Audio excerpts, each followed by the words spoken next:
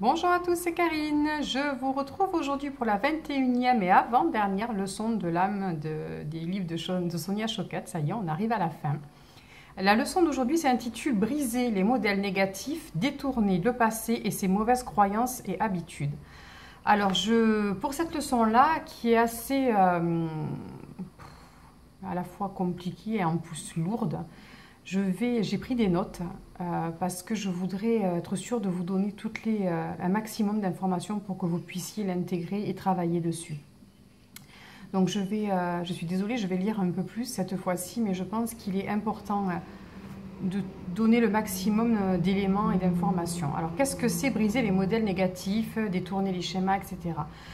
Vous le savez, on a tous des schémas qu'on reproduit sans cesse, que ce soit en rapport avec les autres, que ce soit en rapport avec les rapports sentimentaux, que ce soit avec tout ce qui peut être addictif, que ce soit avec l'argent, que ce soit toutes ces choses dont on ne sait pas pourquoi, on va tout le temps le reproduire et à chaque fois on va se planter et à chaque fois ça va être douloureux et on va être confronté tout le temps à la personne qui va nous faire du mal ou à l'employeur qui va nous harceler ou on ne va pas oser faire quelque chose. Vous le savez, ça fait partie de la vie malheureusement de tout le monde. Ces schémas négatifs, déjà, ils peuvent venir de plusieurs choses. Ils peuvent venir des vies antérieures. Quelque chose de karmique qui n'a pas été réglé et dont on paye les conséquences dans cette vie-là encore. Quelque chose, des vœux de pauvreté, des vœux de chasteté, des vœux de peu importe qu'on aurait pu faire il y a plusieurs vies en arrière et dont on va encore payer cash les choses actuellement. Tout ce qui va être transgénérationnel, tout ce qui a été transmis par les arrière-arrière-grands-parents, les grands-parents, etc. Parce que ils ont vécu des choses, par exemple, pendant les guerres, et qui a fait que ça a engendré un schéma de vie, qui a engendré des paroles qui ont été dites, redites, et encore, jusqu'à arriver vers chez nous, et qui pourtant n'ont plus aucune raison d'être. Par exemple,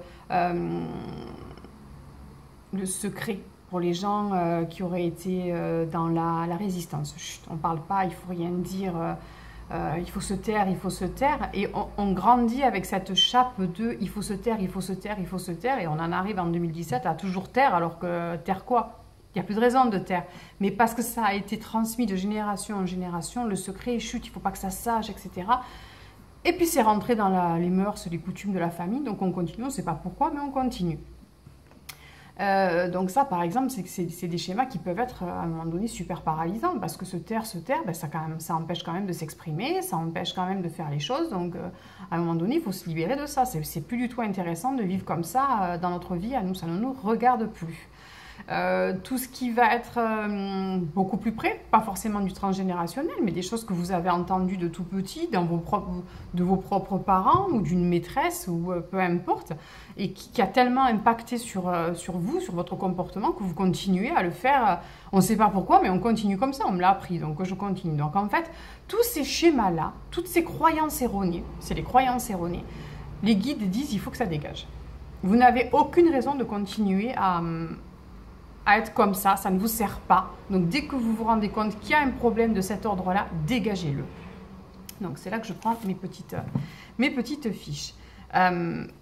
Pour faire tout cela, il nous propose d'agir en gros en quatre parties. La première chose à faire, c'est de devenir bien entendu conscient ou d'identifier le problème avec neutralité.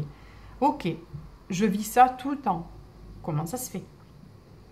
Il doit bien y avoir une raison.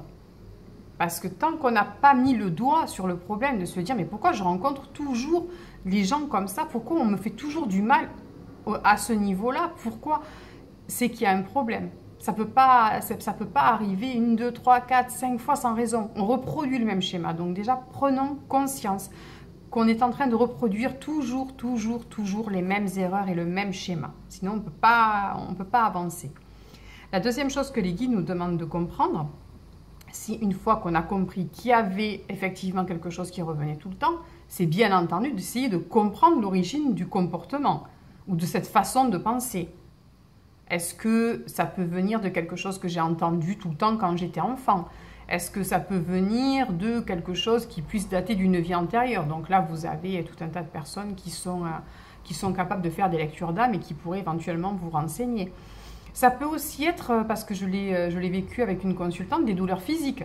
C'est-à-dire qu'on peut avoir une douleur physique qui n'est pas expliquée. Alors là, vous allez passer des scanners, vous allez passer des IRM, vous allez passer de docteurs en ostéo, etc. Personne ne trouve rien. Il n'y a apparemment aucune raison pour que vous ayez cette douleur-là.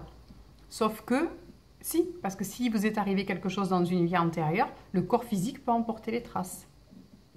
Moi, j'ai des problèmes de cervicales, des gros problèmes de cervicales. Et j'ai passé scanner, IRM, kiné, etc. Et tout le monde me dit, mais on ne comprend pas. Vu l'état de vos cervicales depuis que je suis jeune, en fait, hein, vous auriez dû avoir au moins un énorme coup du lapin, un gros accident de voiture. Sauf qu'il ne m'est jamais rien arrivé. Et que j'ai eu connaissance lors d'une vie antérieure que j'avais été pendue. Voilà. Donc, ceci pouvant entraîner cela. Donc voilà, déjà, je prends conscience de ce schéma que je renouvelle sans arrêt. J'essaie de comprendre avec mes moyens, bien entendu, c'est pas forcément évident, hein, ok, pourquoi? Est-ce que c'est quelque chose que j'ai entendu? Quelqu'un qui s'est entendu dire toute sa vie, de toute façon, t'es moche, t'es nul, t'arriveras jamais à rien. Il grandit avec ça. Il grandit avec ce t'es moche, t'es nul, tu n'arriveras jamais à rien. Donc, il reproduit tout le temps. Je suis moche, je suis nul, je n'arriverai jamais à rien. On ne peut pas faire autrement. Donc, la troisième partie de ça, ça va être de réaliser qu'il existe une vibration mentale entraînant cela, qu'il faut changer ces vieilles habitudes qui n'aident pas. Donc, c'est ce que je vous dis depuis tout à l'heure. Que ce soit karmique, que ce soit transgénérationnel ou que ce soit là maintenant, on m'a transmis ce schéma. J'en prends conscience et je réalise surtout que du coup c'est quasiment vibratoire, je l'ai à l'intérieur de moi. Je ne m'en rends pas compte en plus les 3/4 du temps, c'est même pas de l'ordre du conscient. On ne prend pas de plaisir à se saborder ou à se mettre avec quelqu'un qui nous bat ou à être sans arrêt endetté, on est d'accord. Donc c'est quelque chose de l'ordre du vibratoire. Donc il va falloir aller travailler vraiment en profondeur là-dedans. Pour arriver, c'est là que c'est compliqué parce que pour arriver, comment on fait concrètement? Ok, j'ai réalisé ça et maintenant je fais quoi? Comment on se libère de ça? Donc déjà, j'ai envie de vous dire que le fait de l'avoir percuté, ça va déjà vous aider. Concrètement, ça va vous aider. Après, il existe des manières, alors si c'est par exemple, vous pouvez très bien rencontrer quelqu'un qui fait des lectures d'âme, qui va vous dire que ça vient d'une vie antérieure, et vous proposer peut-être même quelque chose pour pouvoir vous libérer de ces vies antérieures, faire une méditation de libération des vies karmiques, faire intervenir Saint-Germain et Zadkiel pour retravailler avec la flamme violette qui agit sur le karma, pour couper ce karma. Bon, tout ça, vous pouvez trouver sur la page et sur les vidéos. Hein. Après, il y a aussi un excellent outil qui est le Ho'oponopono. Ce Ho'oponopono qui, à l'aide du mantra « Désolé, pardon, merci, je t'aime », va permettre justement ces déblocages qui vont au fur et à mesure monter et libérer ce qui doit être libéré. Le gros avantage du Ho'oponopono, c'est qu'en plus, vous n'avez pas forcément besoin de mettre le doigt sur l'origine du problème. Peut-être juste vous vous rendez compte que je reproduis systématiquement le même schéma. Par contre, je ne sais pas pourquoi. Ho'oponopono.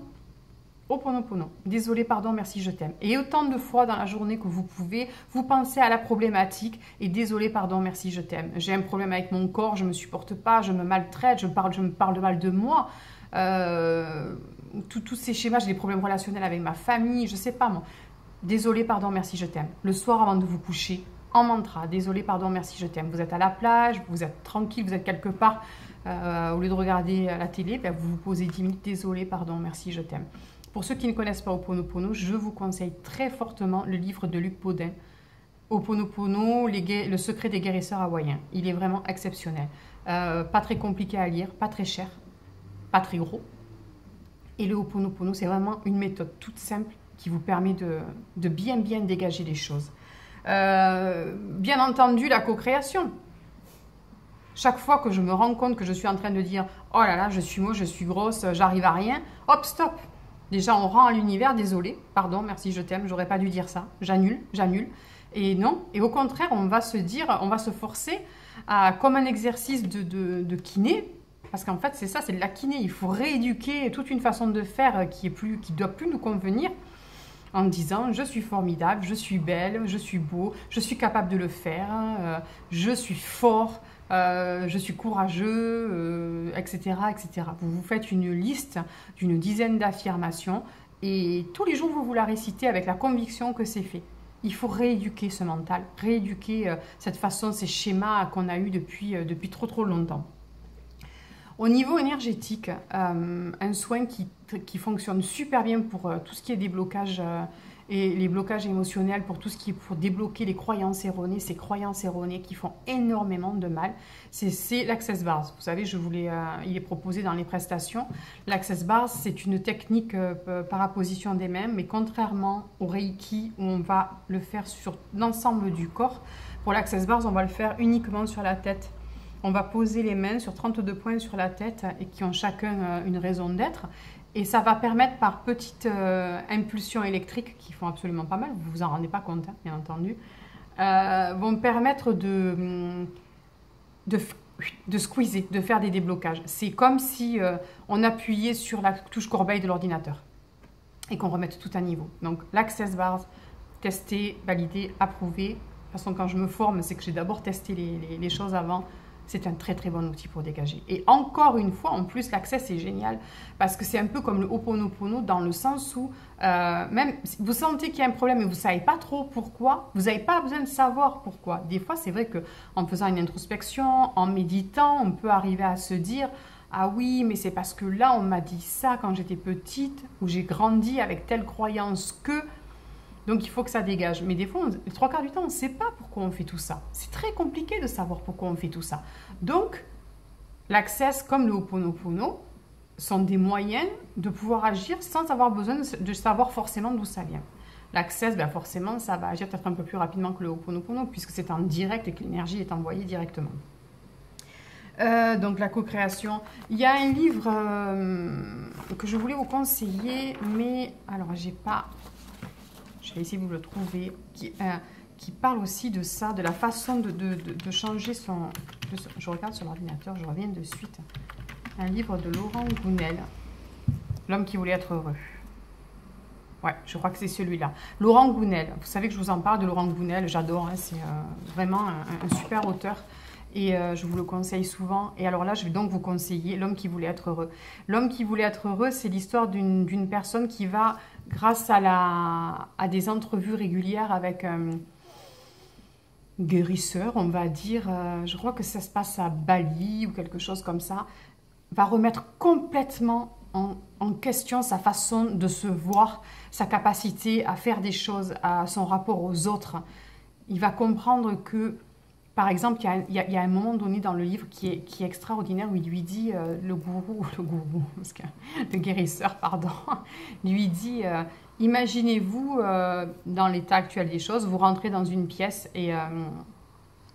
bondée de monde et vous êtes tout timide, vous êtes persuadé, vous rentrez en vous disant de toute façon personne ne va me voir, personne ne s'occupe de moi, les gens ils s'en foutent de moi, je suis insignifiant, visualisez-le et dites-moi ce que vous ressentez. Et le gars lui dit, bah, c'est horrible, je me sens mal, personne ne me voit, j'ai l'impression d'être transparent, c'est une catastrophe. Et il lui dit, maintenant on va refaire l'exercice, mais vous allez vous imaginer rentrant dans cette pièce en disant, je suis beau, je suis là, j'ai une présence, tout le monde me regarde, tout le monde fait attention à moi parce que j'existe. Il refait l'exercice et là, il a un grand sourire et il lui dit, mais c'est vrai que voilà, tout le monde me regardait et il lui dit, bah maintenant vous allez le faire mais en vrai. Et il fait l'exercice et puis il se rend compte que bah oui, effectivement, quand on change notre façon d'être, quand on modifie cette façon d'être, le regard des gens change aussi. Donc tout part de nous en fait, de nos croyances, de ce qu'on nous a envoyé, de ce que du coup nous, on a décidé d'envoyer aux autres. Donc ça, c'est ce que veulent nous expliquer les guides aussi, changez votre façon de faire. Alors ils sont conscients, ils disent bien sûr que il va vous falloir avoir de la patience. C'est toujours très long de changer. Vous êtes dans un modèle négatif depuis votre naissance, voire même depuis plusieurs vies. C'est sûr que ça ne va pas se faire comme ça, mais ça peut se faire. Tous les jours, un peu tous les jours. Et dès qu'on se rend compte qu'on repart dans le schéma négatif, hop, se repositionner en positif. Ça demande de la rigueur, ça demande de la discipline, mais c'est faisable. Un exemple qu'ils utilisent pour illustrer tout ça, les guides aussi, c'est de dire mais vous accordez bien plus de valeur finalement à ce qui vous arrive de négatif qu'à ce qui vous arrive de positif. Et ils n'ont pas tort parce que dans le livre, Sonia Choquette l'explique en disant essayez de vous souvenir.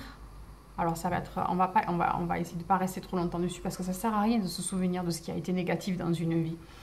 Mais quand on se remémore quelque chose qui a été négatif, une expérience douloureuse, on est capable de donner des milliers de détails. Quand est-ce que ça s'est passé, qui y avait, ce qu'on a ressenti, comment on était habillé, tout ce qu'on a, la douleur, on le revit instantanément avec une quantité de précision, de détails pas possible. Et si maintenant on demande à se souvenir d'un moment heureux, ça va passer en 30 secondes. Ah, ouais, c'était super. On ne revoit pas les odeurs, les détails, on y passe très très vite.